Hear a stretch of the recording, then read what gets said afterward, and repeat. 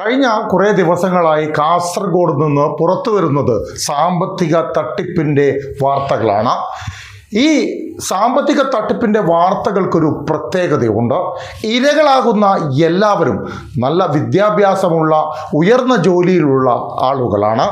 ഒരു വശത്ത് പഴയ നോട്ടുകളുടെ പേരിൽ ഭീമമായ തുക തട്ടിയെടുക്കുന്ന ഒരു സംഘം വിലസുന്നു. മറ്റൊരു വശത്ത് നിക്ഷേപങ്ങളുടെ പേരിൽ സാമ്പത്തിക തട്ടിപ്പ് നടക്കുന്നു. ഇതിൽ വളരെ കുറവ് സാധാരണക്കാർ മാത്രമേ പെട്ടിട്ടുള്ളൂ.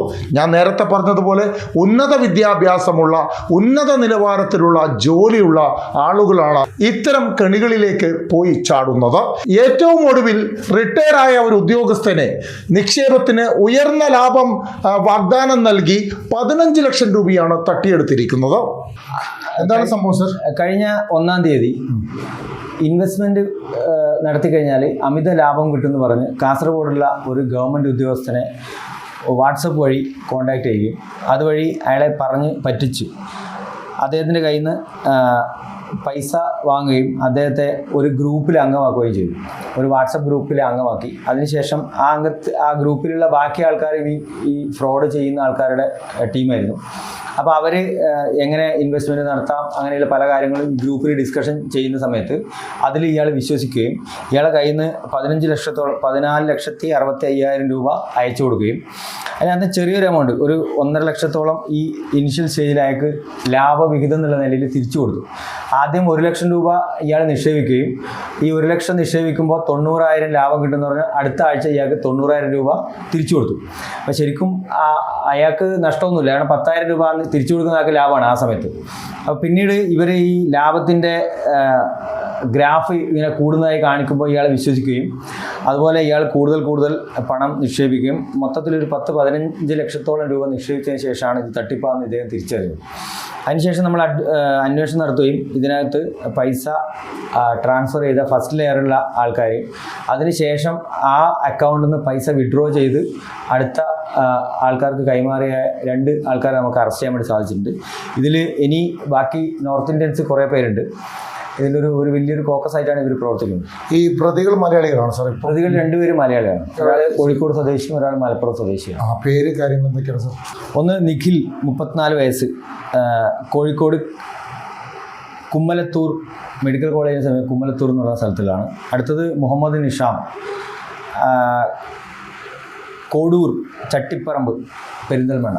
ഇവർക്ക് നേരിട്ട് ഈ ഒരു ഇവർക്ക് അറിഞ്ഞുകൊണ്ട് തന്നെയാണ് ഇവർ പൈസ വാങ്ങി ട്രാൻസ്ഫർ ചെയ്തത്. ഇവർക്ക് ഇതിനകത്ത് അറിയാം ഇത് ഫ്രോഡ് മണിയാന്ന് അറിഞ്ഞുകൊണ്ട് ചെയ്തതാണ്. എന്നിട്ട് ബാക്കിയുള്ള ആൾക്കാരെ പോലെ അത്ര ടെക്നിക്കൽ നോളജ് ഉണ്ടാവണമെന്നില്ല. പക്ഷേ ഇവർ ഇതിന്റെ ഭാഗമായിട്ട് പ്രവർത്തിച്ച ആൾക്കാർ തന്നെയാണ്.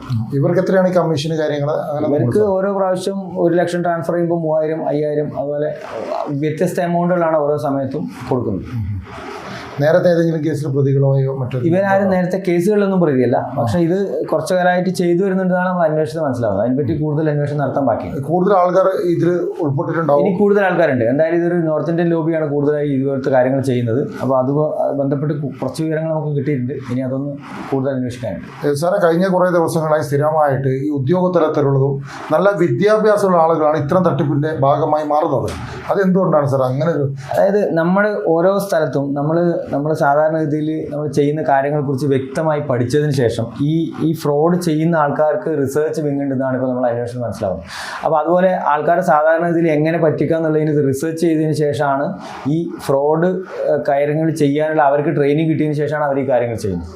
ഇപ്പോൾ നിലവിൽ നമ്മളെ കാസർഗോഡ് നിന്ന് ഉൾപ്പെടെയുള്ള ആൾക്കാർ കംബോഡിയയിൽ പോയി അവിടുന്ന് ഇതിൻ്റെ ഭാഗമാകുന്നുണ്ടെന്നാണ് മനസ്സിലാക്കാൻ വേണ്ടി സാധിച്ചത്. അതുപോലത്തെ പല സ്ഥലങ്ങളിലും മലയാളികളായ ആൾക്കാർ പോയി ഇതിൻ്റെ ഭാഗമായി ജോലി ചെയ്യുന്നുണ്ട്. പലപ്പോഴും അവർ വിദേശത്ത് ജോലി ചെയ്യുന്നു അല്ലെങ്കിൽ വേറെ പല സ്ഥലത്തും ജോലി ചെയ്യുന്നല്ലാതെ ഇതെന്താണെന്ന് നമുക്ക് മനസ്സിലാക്കാൻ പറ്റില്ല പല സമയത്തും. പക്ഷേ അതുകൊണ്ട് തന്നെ നമ്മൾ ഇപ്പോൾ ഈ ചില ആൾക്കാർ അവിടെ പോയി അതിനകത്ത് കുടുങ്ങിപ്പോകാറുണ്ട്. ഈ റാക്കറ്റിൽ കുടുങ്ങിപ്പോയി അവരെ പുറത്തു പോകാൻ പറ്റാത്ത രീതിയിൽ തടവിൽ ആക്കി അങ്ങനെ ഒരു അടിമേനെ പോലെ പണിയെടുപ്പിക്കുന്ന ഒരു അവസ്ഥ പോലുമുണ്ട്. അപ്പോൾ അത് ജോലിക്ക് പോകുന്ന സമയത്ത് ഇതും കൂടെ ശ്രദ്ധിക്കണം എന്നാണ് ഒരു ഉപദേശം നല്ല രീതിയിൽ പറയാനുള്ളത്. ഇത്തരം ഫ്രോഡുകളിൽ നിന്നും അകന്നു നിൽക്കാൻ എന്ത് ഉപദേശമാണ് നൽകാനുള്ളത് ജനങ്ങൾക്ക്? അതായത് നമ്മൾ വെറുതെ ആരും നമുക്കൊരു പൈസയും തരില്ല എന്നും നമ്മൾ ജെന്യൂനായി നമ്മൾ ബാങ്കിലോ അല്ലെങ്കിൽ ഫിക്സഡ് ഡിപ്പോസിറ്റോ അല്ലെങ്കിൽ അതുപോലത്തെ ജെന്യൂനായ നിക്ഷേപങ്ങൾ നിക്ഷേപിക്കുമ്പോൾ കിട്ടുന്നതിനേക്കാൾ കൂടുതലൊന്നും ലാഭം ഒരാൾക്കും തരാൻ പറ്റില്ല എന്നും അതുപോലെ തന്നെ അമിതമായ ലാഭം ആരെങ്കിലും നമുക്ക് തരാമെന്ന് പറയുന്നുണ്ടെങ്കിൽ അതിനകത്ത് എന്തോ ഒരു തട്ടിപ്പുണ്ടെന്നും സിമ്പിളി നമ്മൾ അത് മനസ്സിലാക്കിയാണ്. മനസ്സിലാക്കാം. Okay sir. പ്രതികളെ ഇപ്പോൾ കോടതിയിൽ ഹാജരാക്കും. കോടതിയിൽ ഹാജരാകും. Okay sir. ആരൊക്കെ ഉണ്ടായിരുന്നു ഇവരെ എങ്ങനെയാണ് ഇവരെ പിടികൂടിയതെന്ന് പറയാം സാറേ? പിടികൂടിയതെന്ന് വെച്ചാൽ നമ്മൾ ഇവരെ ഈ പൈസ ട്രാൻസാക്ഷൻ്റെ നെറ്റ്വർക്ക് നമ്മൾ പരിശോധിച്ചു. അപ്പോൾ അങ്ങനെ പരിശോധിച്ചതിനാണ് ഇവരെ ഓരോ അക്കൗണ്ട് ട്രാൻസ്ഫർ മനസ്സിലാക്കി അങ്ങനെയാണ് സ്ക്വാഡ് അംഗങ്ങൾ ആരെങ്കിലും ഉണ്ടായിരുന്നു കൂടെ? അനിലും അതുപോലെ തന്നെ ചന്ദ്രശേഖരനും ആയിരുന്നു ഇൻവെസ്റ്റിഗേഷൻ സ്ക്വാഡിൽ. ഇപ്പോൾ കാസർഗോഡ് ടൗൺ പോലീസ് പിടികൂടിയ പ്രതികളിൽ കോഴിക്കോട്ടുകാരൻ ഒരു കോളേജ് വിദ്യാർത്ഥിയാണെന്നുള്ളത് ഓർക്കണം. ഈ വിദ്യാർത്ഥി പറയുന്നത് ഇങ്ങനെയാണ്, അതായത് തൻ്റെ സുഹൃത്ത് പറഞ്ഞതനുസരിച്ച് തൻ്റെ അക്കൗണ്ടിലേക്ക് ഒരു ഭീമമായ പണം വരുന്നു. ഇത് ATM-ലൂടെ വിഡ്രോ ചെയ്ത് മറ്റൊരു അക്കൗണ്ടിലേക്ക് ട്രാൻസ്ഫർ ചെയ്യുകയായിരുന്നു ഞാൻ. ഇതിന് ചെറിയ പ്രതിഫലം ലഭിച്ചു. മറ്റ് കാര്യങ്ങളെക്കുറിച്ചൊന്നും എനിക്കറിയില്ലായിരുന്നു. ഇത് എല്ലാവരും ശ്രദ്ധിക്കേണ്ട ഒരു കാര്യമാണ്. നിങ്ങൾക്കറിയാത്ത ഇടപാടുകളിൽ ചെന്ന് ചാടരുത്. പോലീസ് നിങ്ങളുടെ വീട്ടിൻ്റെ മുന്നിലെത്തുമ്പോഴായിരിക്കും നിങ്ങളൊരു കേസിൽ വലിയ പ്രതിയായി മാറി എന്നുള്ള കാര്യം പോലും നിങ്ങൾ അറിയുക. സൂക്ഷിക്കുക.